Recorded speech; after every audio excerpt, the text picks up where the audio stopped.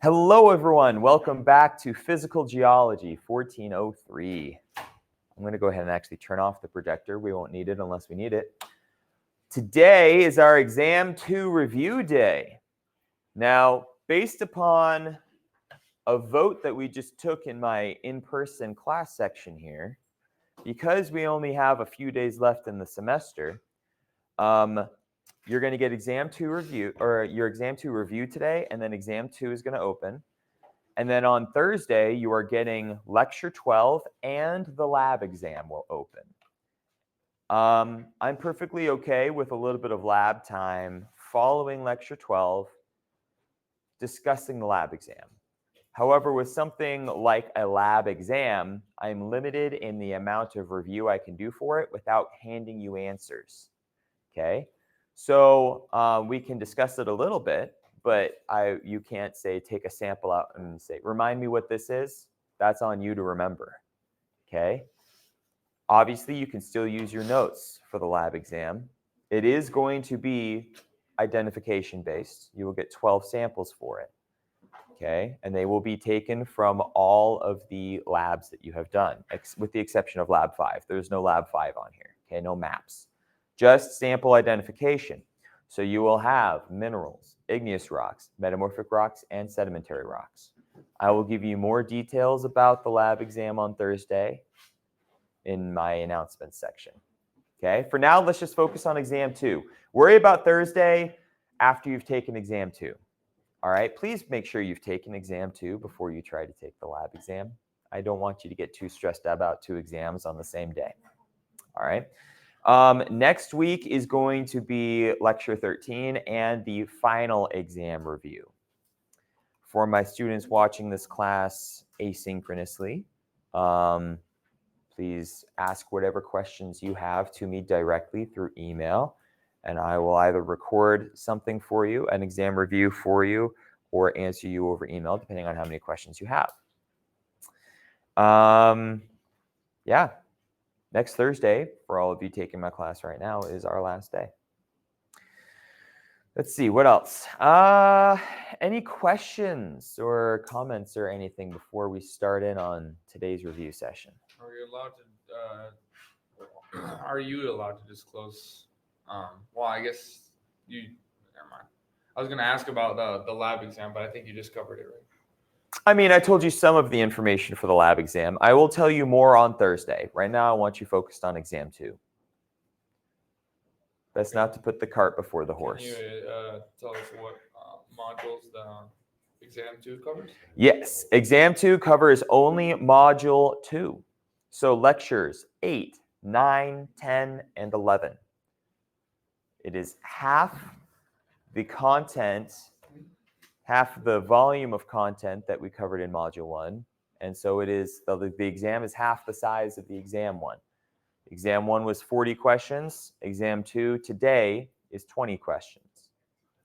However, it is all the same format of questions, right? Short answer, multiple choice, true, false, ordering, matching, etc. Good question. What else? So it's going to go over the glaciers and the desert stuff. Glaciers, deserts, shorelines, ocean floor, all that. Is it going to have the topographic questions as well? I may reference topography. Lab 5, this is not a lab-specific exam, but because labs and lectures are intertwined with each other, I reserve the right to reference each other. The lab exam may reference a concept from lecture that applies to the ways that you learned how to identify minerals and rocks. Your exam lectures, or excuse me, your lecture exams may reference things that you learned about while going through labs, like topography. It's all perfectly possible. What was it called, the thing to stop the abrasion, is it called? Abrasion? Are we talking about glaciers? No, the carrying away sand. Oh, on shorelines. Yeah, to stop it.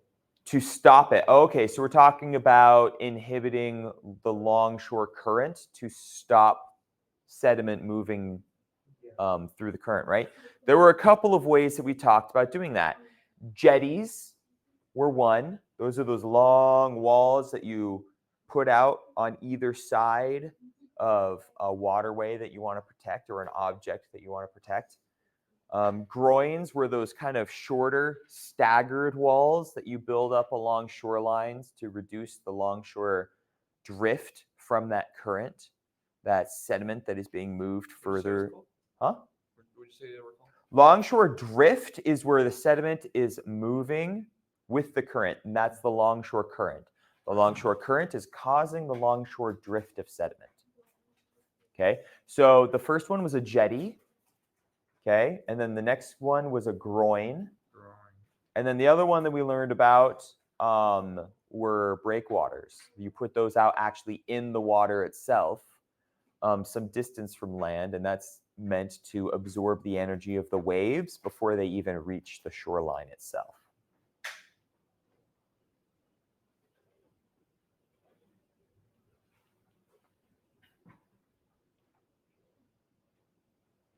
What are the different types of sand dunes again? The different types of sand dunes, we learned about 6. Can anyone tell me what some of the ones we learned about are? Oh, you weren't here for that one. Okay. Did you watch the recording?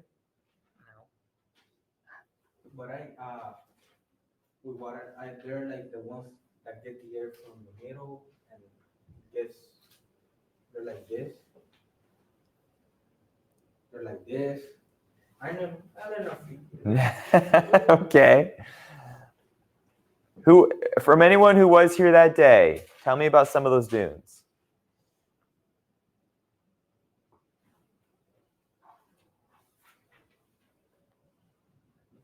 Tell me anything about dunes. They're made with the wind. Okay, wind is providing the energy for the motion in the sediment.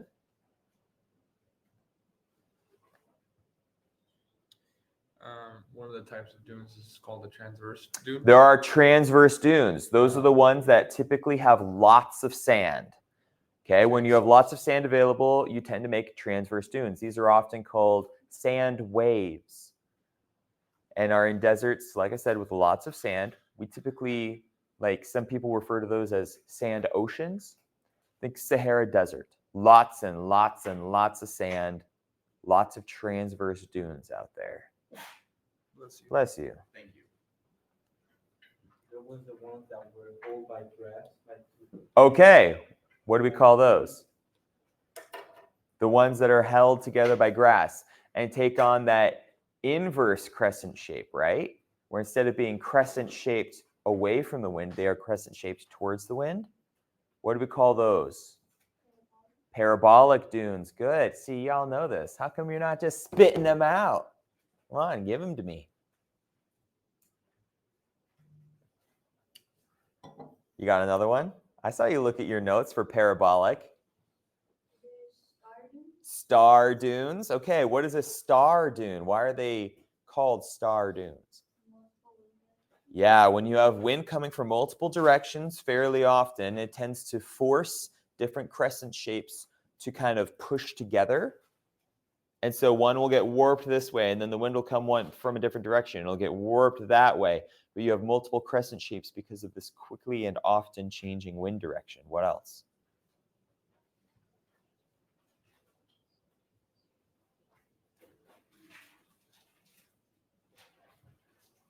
Any over here? Okay, yeah, the limited sand one. Do you remember what it was called? It did start with a B. Barken.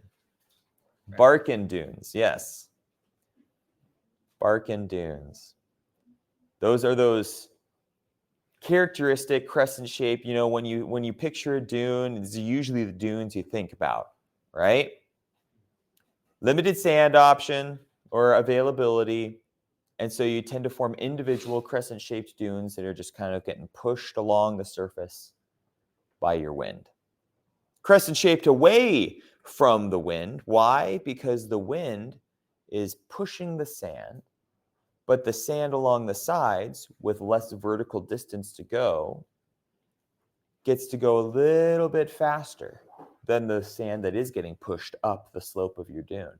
And so the sides of your dune push out faster than the middle, and you make that crescent shape, right? That's a Barkin dune. What else? There were a couple more.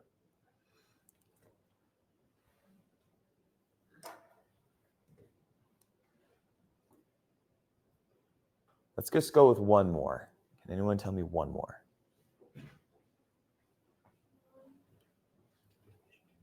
Don't worry about dunes at each other. The long ones, yeah.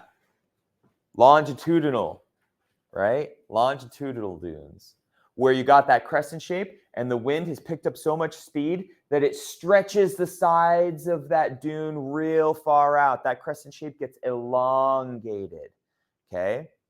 That's a longitudinal dune. Good, okay. So we have put together most of the dunes we talked about. That's good enough, okay? Great. A dune is essentially what happens to your larger particles, your bed load of the wind. Remember how you've got in water, you've got your dissolved load, your suspended load, and your bed load? Well, you can't really have a dissolved load in air, right? So instead, we have suspended load, which are the small particles carried by the wind to get blown in your eye, right? And then your bed load that just get tumbled along the ground because they're too heavy to get picked up by the wind, but small enough that the energy of the wind can still move them. That's what makes your dune. Normally, sand-sized particles getting blown into these piles and taking on these shapes based upon the direction and energy of the wind.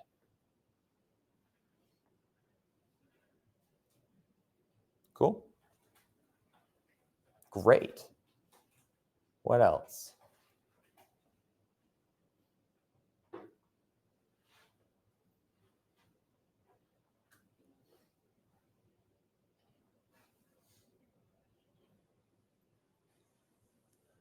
Why do glaciers retreat or like what is it? Advance again? Why do glaciers retreat and advance?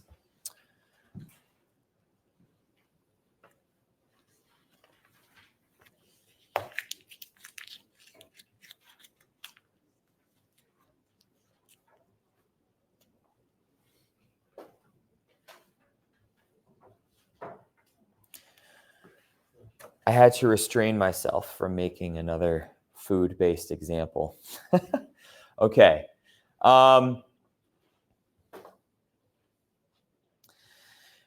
When you have a wall of ice and you keep adding on to that wall of ice, eventually you have so much ice that it's got to go somewhere, right? Gravity is going to make it go somewhere. Gravity is going to make it go where? Downhill. Path of least resistance. It's going to follow the stream beds. It's going to carve itself out. A valley. One of those U-shaped glacial valleys, right?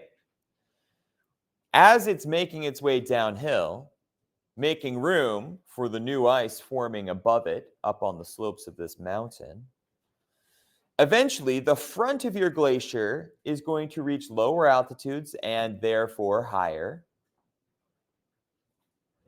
temperatures. Bingo. What happens to ice when it encounters higher temperatures?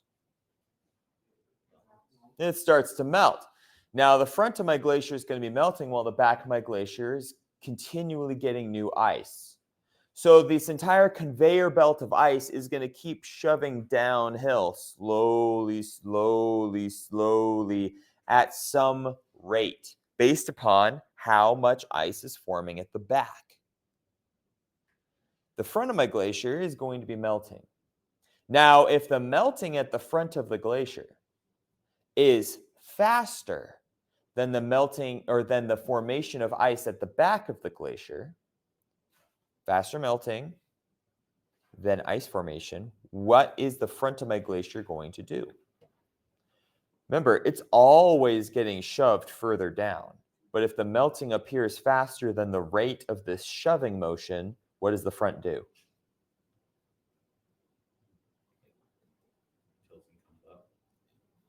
it doesn't tilt and go up. It's not moving itself at all. The front of my glacier, just the very end of my glacier, because it is melting very quickly, is going to move uphill, or retreat uphill, we call it.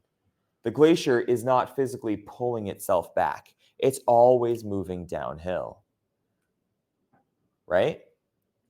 Instead, what's happening is the front is melting faster than the rate at which the glacier is moving downhill. And so we call that a retreating glacier, where the front is moving further and further uphill. On the other end of the spectrum, let's say that the melting is not greater than the rate at which ice is formed and is moving downhill. So we've got this consistent rate, let's say 100 feet of movement a year. That's very fast for a glacier, but let's just say it's 100 feet of movement in a year, okay? And I am melting 20 feet of ice at the front of my glacier every year. How far forward did the front of my glacier go? If I lost 20 feet of ice, but I moved 100 feet in that year, how far forward did the front of my glacier go? 80 feet. It moved 100 feet, but I lost 20 feet on the front. So, all told, my glacier's front moved 80 feet downhill from where I measured it a year ago. That's an advancing glacier. If my glacier is moving 100 feet downhill, or 100 feet over a year downhill, but I melted 120 feet of ice over that year, my glacier, the front of my glacier, has retreated 20 feet uphill. You following me here? I know I promised you no math, but this is very basic math, so it hardly even counts, right? Okay. Hardly even counts. That wasn't an intentional joke. All right. Does that clear it up for you? Yeah. Great. What else? What's it called when it like goes, well, basically pushes past a hill, and makes what is it? Oh, what it does when it goes over the hill? Yeah. That's a roche-montagnier. Blame the French on that one. Yeah, I'm gonna. Yeah. I usually do. Usually do? Fair enough. Okay, yeah, roche-montagnier is what you call it when a hill kind of gets flattened and pulverized by the passage of your glacier. Where's my purple pen? There it is. Okay, so if I have a nice symmetrical hill here, and then a glacier comes and says, "Ha ha, you are mine," then after a while, your nice symmetrical hill is going to have been scraped like into this ramp as the glacier runs into it and pulverizes all that rock and goes over that feature. It'll go like this over, and so it's removed all this material and it falls down that side, and so you get the sort of lopsided ramp shape. That's your So roche. it was called what, Monet? Roche-montagnier. How do you spell that? You know?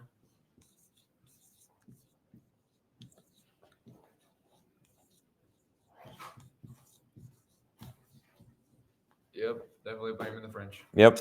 And what is hitting? This is hitting an ice. The glacier moving this way scrapes this hill into a ramp shape. Okay. And it's passing over them. Yeah, it's going over the hill. Okay. Yeah.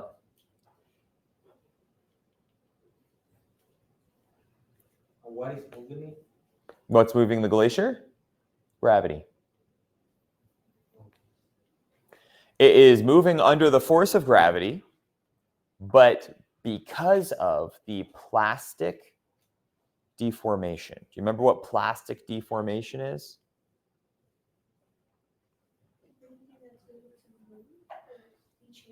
Yeah, plastic is a word that we use to describe any material that is capable of being molded or shaped, right? Under certain pressures. Well, I can't say any material because you can do that with metals, right? Certain polymers we call plastic, right? That we can make and shape and form. Ice, under the right conditions, will deform plastically. It will deform into whatever shape it is moving over, and because of that deformation, the entire mass moves downhill. What causes it to deform plastically? What force is that?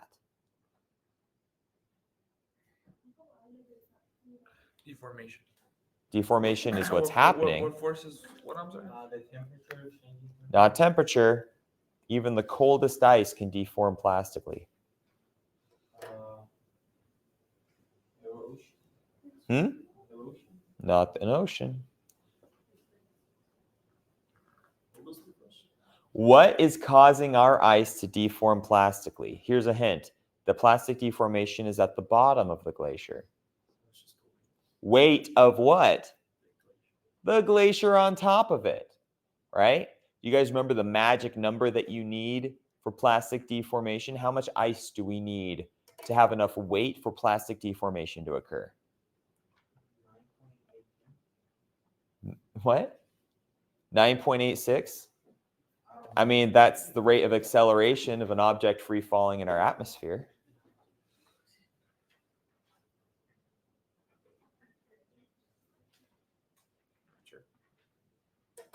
How much ice do we need for plastic deformation to begin at the bottom of our glacier? 100 100 what? Give me a unit. kilograms. No.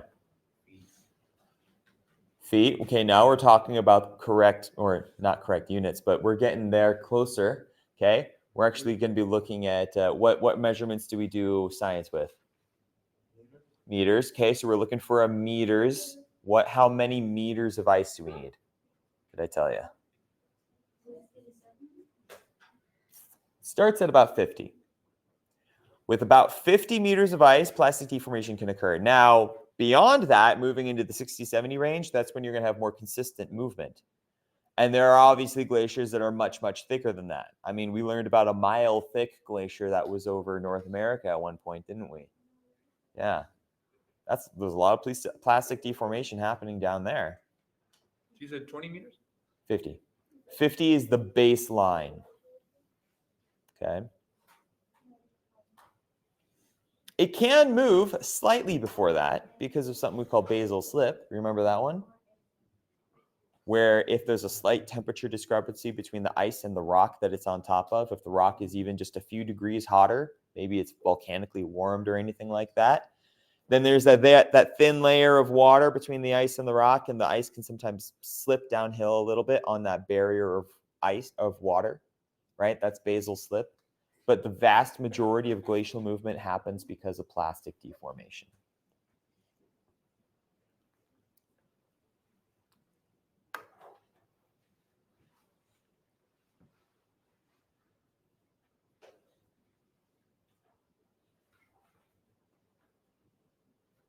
So a glacier is in a mountain. Glaciers form on mountains. Yeah. And at the poles.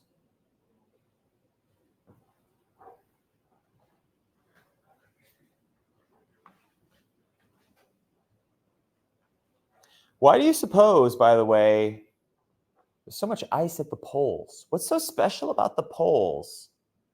Too far from the sun point, like the line in the middle where the sun hits. Too far from the line on the middle where the sun hits? Like What do we call that? the equator. The equator? What were you going to say? I was just saying that, like, there's not a lot of sunshine. Not a lot of sunshine?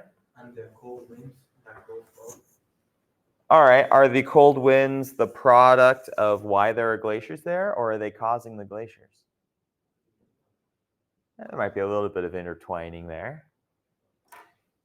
Okay, I like what you all were talking about. It's far from the equator. What makes the equator so special? Why is the equator the equator? It's where the sun hits the most. And so, huh?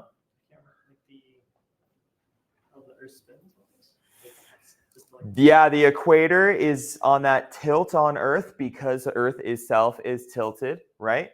The centermost point of the east-west, right? It is the most exposed cross-section of Earth to the sun, right? That's what y'all are kind of saying through one thing or another. So if I have a sphere, and I'll only do 1/2 of a sphere here. Here we have our sphere, and it's not perfect. I'm not left-handed, but Diablo's on my right hand.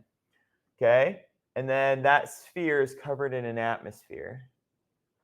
Okay, like so. Okay, and sunlight penetrates through right here at the middle. It has whatever that distance is, right? Let's call that, say, I don't know, just for the sake of argument, 1 kilometer. Okay, if that thickness, that distance is 1 kilometer, the sunlight has to get through 1 kilometer of atmosphere before it reaches the surface, right? However, my source of sun is over there. My source of light is over there, which means that here at a pole, it needs to go through a lot more cross-section of atmosphere to reach the surface. Right? That's at least twice as long as that. Let's call it 2 kilometers, just for the sake of argument. Now, how much less radiation is going to make it through 2 kilometers of atmosphere versus 1 kilometer of atmosphere? For the sake of argument, let's say half. Okay, there's a lot more at play here than that, but let's just keep it even. Okay, keep it nice. So you can get the idea. The poles receive less radiation, less sunlight naturally as a consequence of their position on our planet, as our planet is revolving in the way that it is with eccentricity and obliquity around the sun. Okay, that's why we have a buildup of ice around the poles when our planet's temperatures are below a certain threshold, like it is now. We're still in that ice age, right? Okay.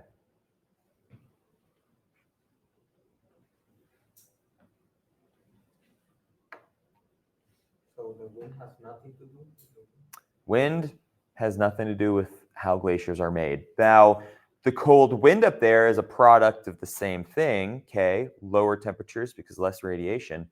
But the cold wind and the ice kind of complement each other in adding to the scenario, right? Part of that positive feedback loop, right? If you had warm winds moving from the south up into the north, you would have very weird weather patterns, but you'd also have some melting going on, right? By the same token, the cold winds that come out of the north and move down south, what do those do? Those are those nasty cold fronts that cover New York in snow, right? And every so often make it all the way down here to us, and we get snowmageddon, right? What a wild winter. Wild winter. I hope we don't have a wild winter this year. Yay. We all enjoy our power getting cut off. Yeah, and 2 million people have no power for a week. That's good times. Bonding time with family. Bonding time, yeah. Huddled, shivering in our blankets, playing solitaire. As it should be. As it should be. How do you play solitaire as a group? You only have 1 deck of cards. So they just watch you play solitaire. And then you take turns. Let your brother play solitaire. Haha, I won 2 turns before you did. Does that sound like a good time now? Well, I don't know about solitaire. But And then you look up at one point and realize, wait, I have no family. They're all oh, so now we're just schizophrenic. in my head. This just got real. No. Well, I thought this was geology.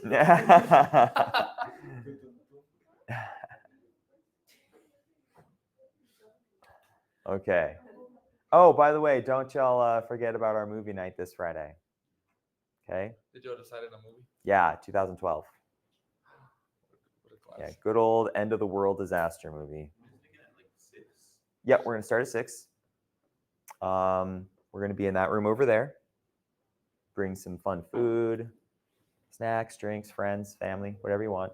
Just before you bring any children, like siblings or anything like that, just remember this is a PG-13 movie. There are some traumatic scenes of destruction and death, so just bear that in mind.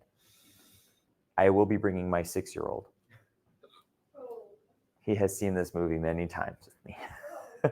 All of the movies that were on that option list, he has seen with me. He comes to these with me every time I do them. I do this 4 times a year. He's been at all of them.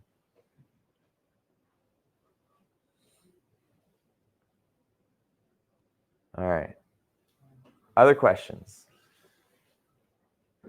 We've been focusing a lot on glaciers. We did have a few desert questions, which is good. There were a few other lectures that we had, though. We talked about mass wasting, groundwater, and running water. And we also talked about shorelines and the ocean floor. How are we feeling about that?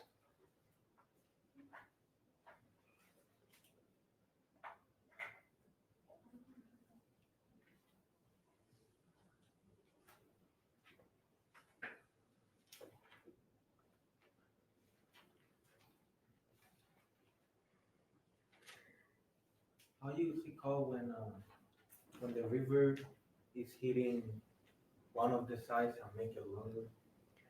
When the river is hitting one of the sides and make, oh, are you talking about a meandering river or going around a bend?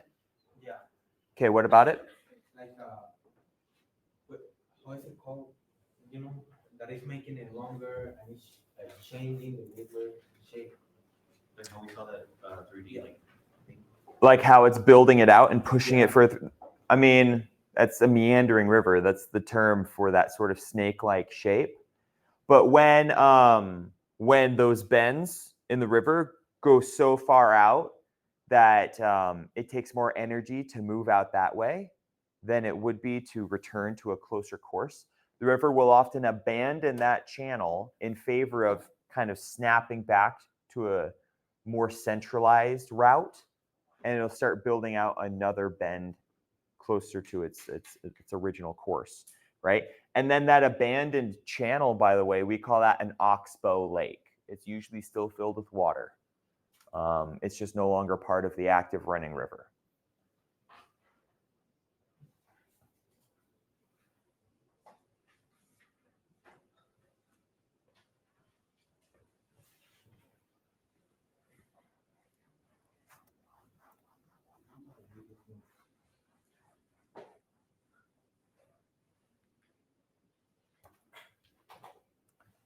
All right, what else?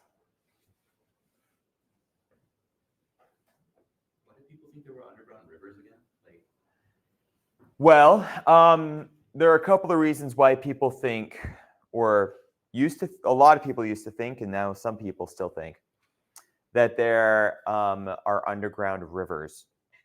The first one being springs, okay? Yeah, when you see a spring, it's water that's flowing out of the ground. When you see that, your first inclination is to think, wow, this is coming out of the rock. There must be some body of water that is draining out of a hole in this rock. Somewhere in that rock back there is some underground lake or river system or something, and some of it's coming out of this rock right here. That's a natural instinct to have.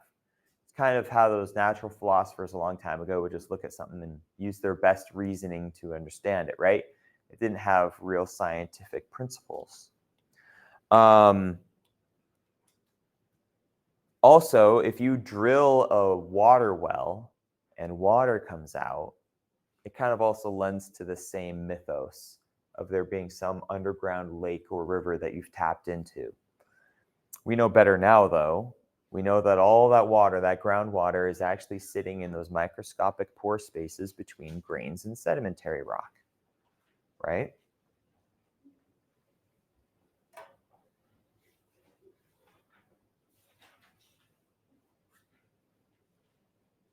can I get it? You want to hold them? Yeah.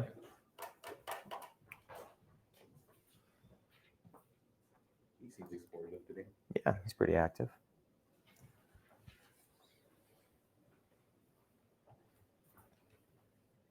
Okay, what else?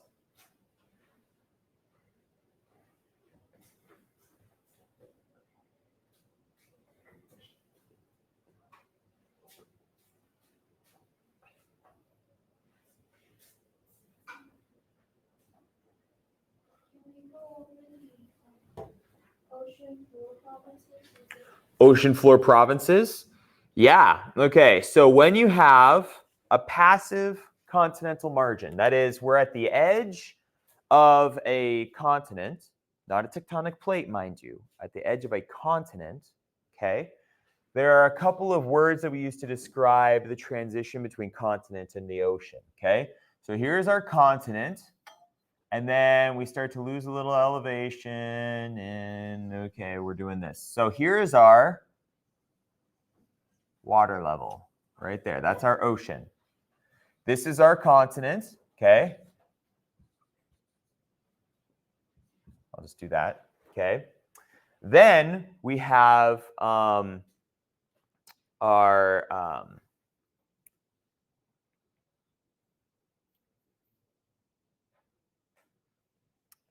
why is the name escaping me? It's the part of our continent that is currently flooded. Give me a second.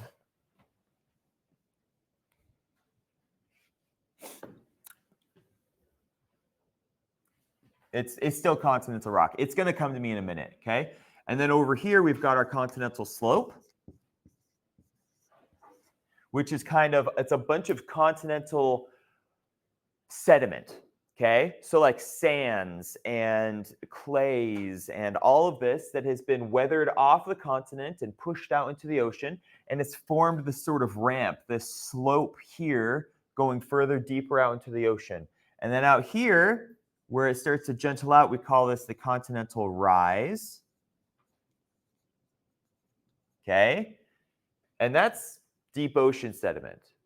But it's kind of still got this angle to it on its way up to the slope. And then out here, it flattens out into our basin, ocean basin. Okay?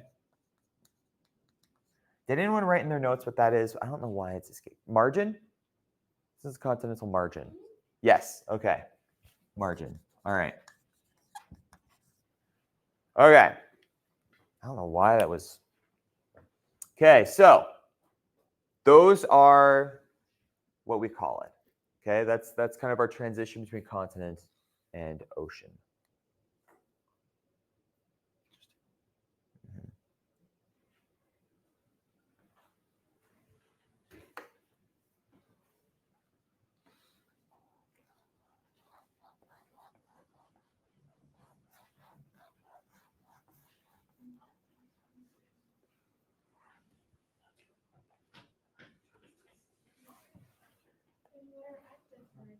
An active margin is where there is some tectonic interaction. So if I have a continental plate, okay, here, and then a oceanic plate, my oceanic plate is going to be subducting underneath of the continental plate. Can someone remind me why? It's Convergent. It's a convergent plate boundary, true. Why is the oceanic plate subducting under the continental plate? Is it due to the density of the material? Or the Density of what material? The crust? Which one is denser? Obviously the one that's going underneath the ocean one? Yeah, the oceanic plate is denser. By the way, Emily, thoroughly approve of those.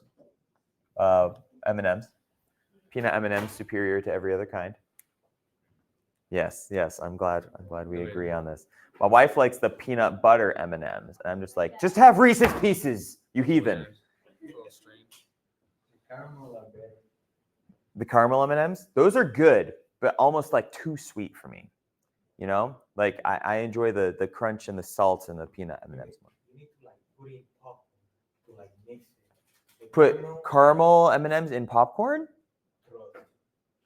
I feel like that would make like a sticky mess, and I wouldn't like No, my no, no, fingers would be. No, they're hard. It's hard. Oh, you're not talking about hot popcorn. I'm talking about What? Like you make popcorn and then you dump M&Ms in there. Wouldn't that melt the M&Ms? No, The shells. no. Like stops it. Oh, fair enough. The Okay. point of melting is hard. The melting point of M&Ms. That could be a fun experiment. Okay. But if an M&M let's say the point is here, but if you like keep it at a temperature that is not the point, but it keeps like wouldn't melt it over time because Maybe the inside. I've never confirmed if this is true or not, but I was once told that M&Ms, the candy M&Ms, were developed for the military so that they could provide a type of candy to soldiers that were serving in extremely hot places, and they wanted something that had a hard coating that wouldn't melt, so it wouldn't make a mess. So I haven't confirmed this or not, but I think that the candy coating on the outside of M&Ms has actually a very high melting point. The inside of the stuff will melt, but the outside shouldn't, at least not within conventional temperatures. I mean, they still use it in rations a lot. Yeah. I've seen like expired M&Ms and like MRE stuff. Oh yeah. I mean, the M&Ms that we use for my Bowen's reaction series, that's 4-year-old. Those are 4-year-old M&Ms, right? We still eat them. Yeah. It's fun. Yeah. They still taste fine. Okay. Now, back to the matter at hand. Okay, so when you have a plate interacting with another plate, we call that an active margin. Now, in this case, let's call this California and the Pacific plate. Okay, there's a trench. Let's call this Japan and the Pacific plate. There's a trench. Let's call this the Philippines and the Pacific plate. There's a trench. Okay, a trench is this kind of deep zone right here between the two plates where one is diving down under the other. Okay. Here's a fun question. Y'all ready for a fun question? Always. Always. Excellent. What happens if I have an active margin between two oceanic plates? What happens if two ocean plates run into each other? You create an island. One's going to subduct under the other, right? But which one? Bum, bum, bum. more dense. Are they not both ocean plates? Which one would be more dense? The one with more activity, The one with more activity. How do you mean? like with more volcanoes or something like that. I don't know. The one that's got the most stuff? Yeah. Why would it have the most stuff? If they both have the same density, then if I guess whatever's on top of it is heavier, isn't it sinking underneath it? So Why would it have more? Why would one of these have more stuff on top of it? because something already developed on top of them, and it's sinking underneath. So I don't. You can't really, there's not really enough weight that you could pile on these things to make enough of a difference.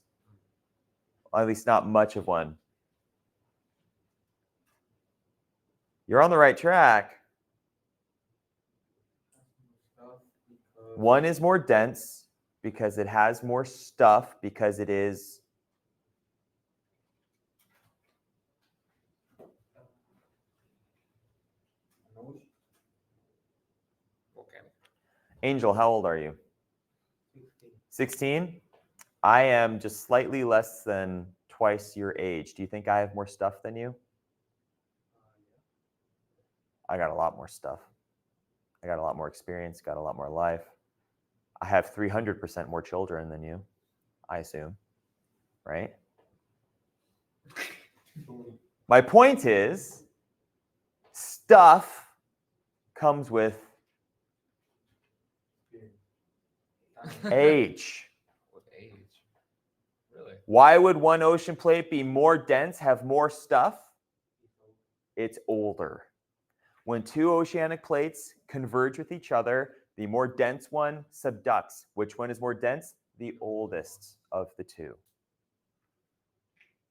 Make way for the new man. Also, it's colder, typically.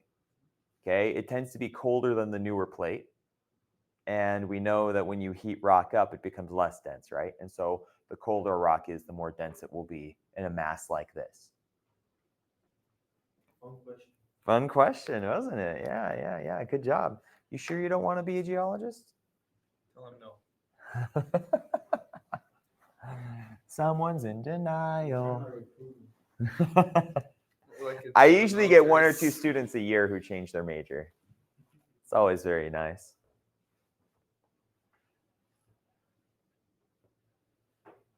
Okay. What else?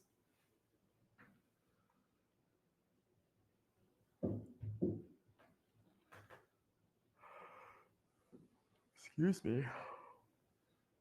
You're excused. Thank you. You can leave. Huh? I'm kidding. I can leave. See ya. Lecture's fun running on here.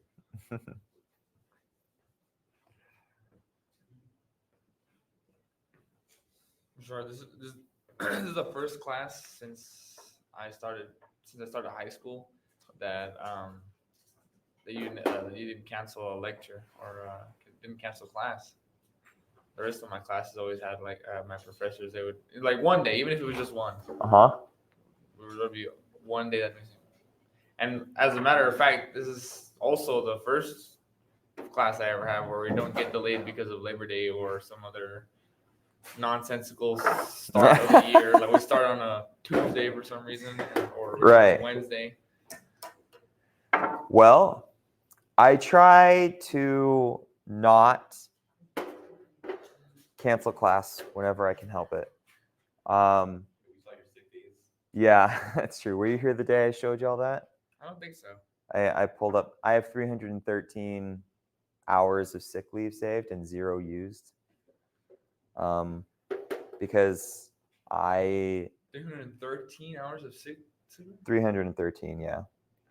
I just if I'm not here, my students suffer. I don't know about suffer. I don't know about suffer. Your work would. I know that my class is hard. But as students or as people, We suffer. Your work would suffer, and I don't want that to happen. and So in turn, we would suffer because our work would suffer. We yes, got like a lot of video of the old lecture. Will we suffer? I mean that's a valid point. Tell you what, how about I just take 13 days of sick leave next semester, and y'all can just use last year's videos. How about that?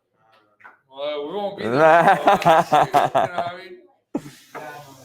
No, I want this to be a good experience. I want you guys to do well. I want you to understand, and I care a lot about the subject. I care a lot about my students, and if I'm not here, then things don't happen. I'm the only one that teaches geology. There are no substitutes for me. So if I get sick, I usually still come in. Yeah. Do you know how many students are in your 1404 class? Next semester, my 1404 class. I was looking at it yesterday. Yes. You recognize the names in there, or Yes. Yes, I do recognize many of the names in there. I have 15 students in that section, I believe. Yeah, it's going to be awesome. Normally, my 1404 classes have 5 to 8 students in them. So having a big section will be a lot of fun. Huh? Becoming more popular? Oh, fingers crossed. I hope. I wish. I pray. No, one of my greatest desires is that the geology program here really takes off. If we get so many students that are interested in geology, then yeah, we could hire a second geology instructor, and then maybe I could actually take days off. The sad thing is though, like the whole situation with the sick leave deal, I'd be less sad about that if I could actually use it in some other way. Like a lot of companies will let you cash out your sick leave, unused sick leave at the end of the year. Like, oh, you have 100 hours of unused sick leave. We will compensate you for 50 hours of work because you didn't take all that time off. It's a benefit you didn't get to use, and we want to make sure you get the value out of it, right? We don't have that here. Or else at the end of the year, I'd get 175 hours of pay just on my last check. That would be really nice, but we don't do that here. Yeah.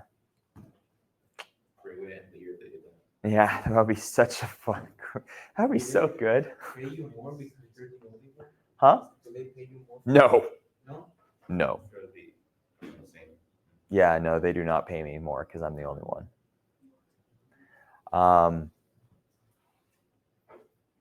Yeah. I won't go into personal problems or problems with salaries or anything like that. Being an educator is tough in a lot of ways, but in the way the world is right now, financially, being an educator is tough. Not trying to convince any of you not to go into that. It is an excellent career. This is the best job I've ever had. I love this job. I love being in here with y'all. I love the science that I teach, but it's hard to make ends meet. You flatter us. Thank you.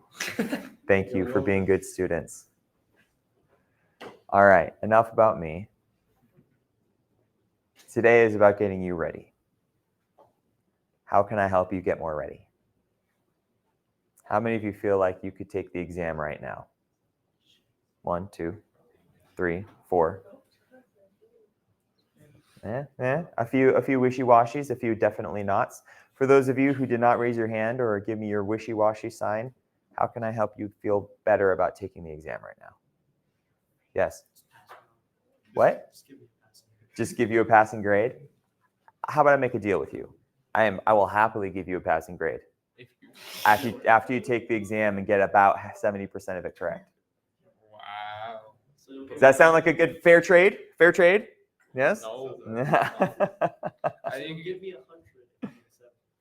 If you answer 70% of the questions and get all of them absolutely correct, I will give you a passing grade. I'll only make you do 70% of the work. You got to make sure you get absolutely everything correct, though. Oh. Yeah. If you. Oh. I feel like your brain Think just about it. exploded. What's Yeah, going it on? did, because you said that there's less questions on this quiz and there's more room for failure if we mess up. I mean, if you want to think of it like that, yes. Think of it like that. If you get one question wrong, it matters more if you get one wrong on a question with on an exam with 20 questions versus one with 40.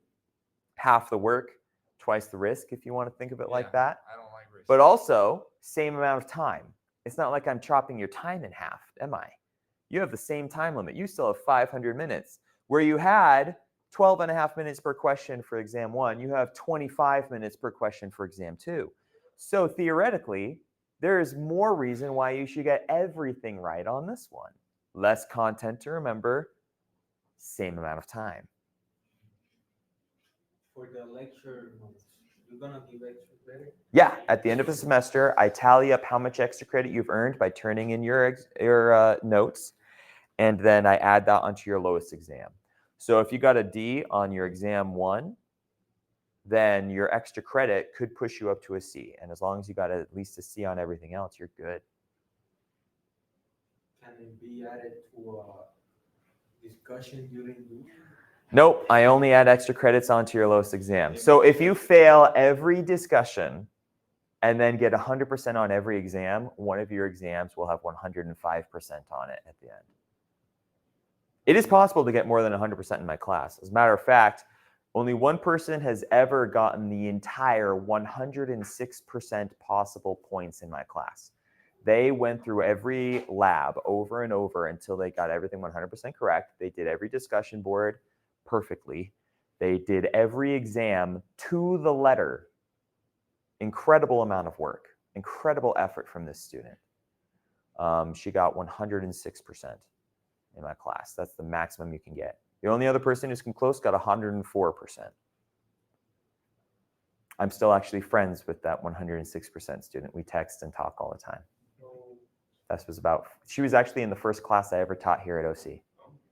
Yeah, she actually worked at OC for about a year. Speaking here, Huh? Tracy, how many discussions we don't need to do and still get a 90? Still get a 90, you say? Yes. Are we assuming that you absolutely just nail every single exam and lab? Yeah, yeah, we can do correction in lab. I don't want to do this. Okay. Assuming 100% in every other assignment and that discussions are 20% of your total grade, and there are 5 of them, you can only miss, well, technically it would be 2.5. Let's round it. You can only miss 2 of them without risking going below an A. 2. Speaking of which, highly recommend everyone go in and participate in those discussion boards, because some of the credit for some of them, not all of them, but some of them relies upon the author of one post commenting on the posts of other people. So by not providing your own post, you're preventing someone else from getting the full amount of credit. Do yourself and everyone else a favor, please go in and participate in those. Okay. For those of you watching this online, obviously that discussion credit comes from GoReact. Or if you're in my high school class at NTO, watching my YouTube videos and participating in the discussion boards. NTO. Yeah, I teach a class at New Tech across the street. Really? Mm-hmm. I graduated from that. Oh, did you? Yeah. Cool. 22. Nice. If you were there in 22, I probably taught there. I've been teaching there since 22. The CTE classes upstairs? No, I was teaching geology, but I was probably there while you were there. I wouldn't know. He's not going to bite you. The evil in his eyes. All right, I have a story, and then but first I want to ask everyone any more questions that you thought of. Yes, sure.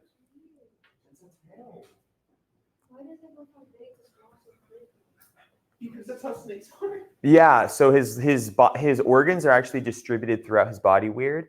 Snake lungs are actually extremely weird. So they have one small lung and one big lung. Okay, the big lung goes through like about 1/3 of its body, and then the little lung is like just basically a little sack, looks like that. And the reason why is because when they're eating big prey and they have to distend their jaws and go around it and swallow it, you got to wonder, how do they breathe during that? Well, while they're swallowing their prey and that little lung is kind of deflated to make room for it, the big lung, the back end of the big lung is still working. And then as they're swallowing it and it makes its way through the body, different parts of the lungs and then the small lung will start working again. And it can actually choose which of its lungs and which part of its lungs are operational at any time. It sounds uncomfortable? Well, swallowing something that's about 12 to 15 times the size of your mouth, yeah, that would be uncomfortable.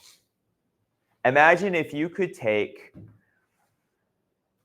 you know the big platters of tacos and burritos at Rosa's? Imagine if you could take that, unhinge your jaw, and shove the entire thing down your mouth and your throat. That's about the same thing. Or a 25-pound turkey. So Just shove an entire 25-pound turkey down your throat. what's the biggest creature you fed the snake? I still feed him rats about that big.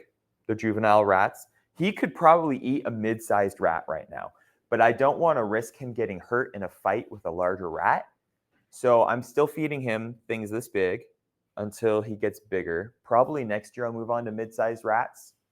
When he's full grown, I'll be feeding him small rabbits.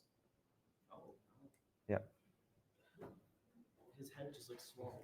The big snakes, like my friend Michael, he has a 14-foot Burmese python. He feeds that 4 to 5 full-grown rabbits at a time. Yeah.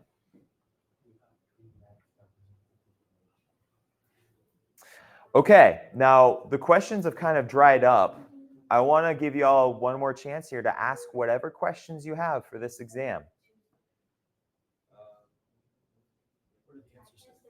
What are the answers to every question? One of the answers. I've actually already given you the answers to every question over the last 6 weeks. So You're going to say like during this time. Right? No. Could you list all those questions on one? Oh, no, not today. You're not saying It'd take too long. It would take too long. Yeah, that's why. Huh? You're not saying it. Saying any of the exam information. Technically, just write it down. Let's write it down. Yeah. No. But what I can do is I'm about to end this because I'm not hearing any more actual questions. So I'm going to end the recording here. Okay. Do you two have any more questions for the review?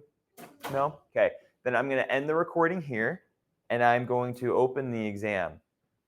Okay. So y'all can take the rest. I mean, we still have, what, 2 hours? 2 hours? I mean, an hour and a half, closer to an hour and a half at this point, right? But you can feel free to take the exam in that hour and a half if you'd like. I don't know if you have nowhere to be immediately after this, it might be your best shot, or you could take it later today or maybe tomorrow. Is due on Thursday? It's due before class on Thursday.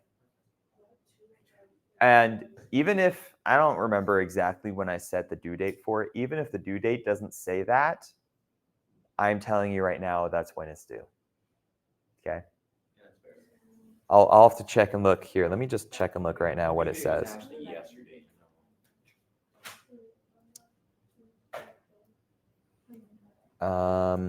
Let's see.